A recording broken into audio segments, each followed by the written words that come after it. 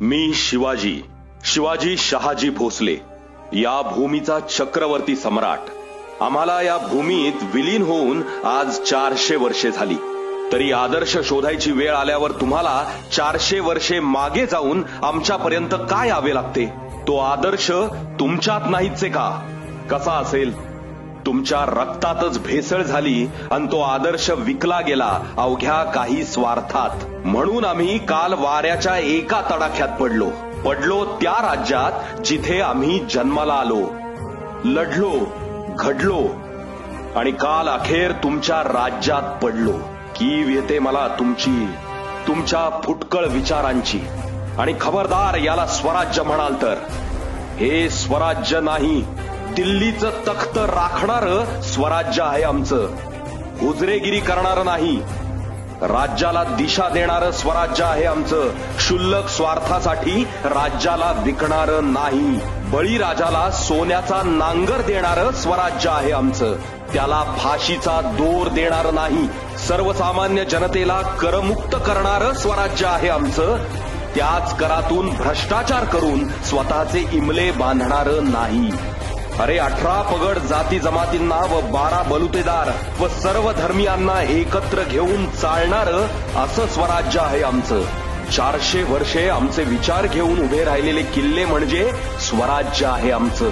त्यांचं संवर्धन तर सोडाच, तुम्हाला साधे रस्तेही बांधता आले नाहीत. स्त्रीला मान देणारं स्वराज्य आहे आमचं, तिचा पदर खेचणारं नाही.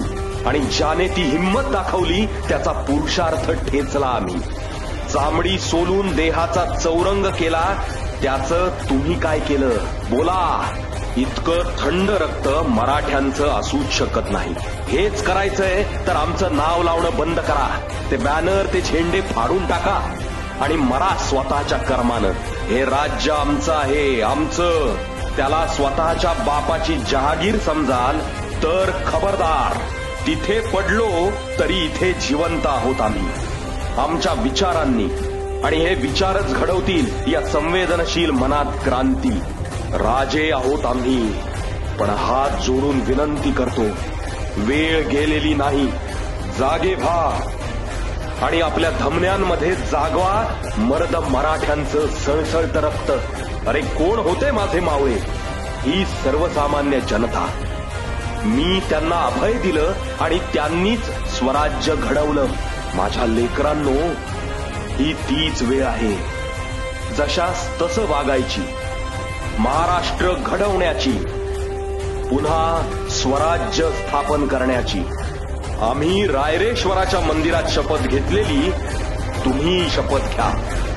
माझ्यासोबत म्हणा, हा महाराष्ट्र आपला आहे, त्याचं रक्षण करणं, महाराष्ट्र अस्मिता राखणं हे माझं कर्तव्य आहे.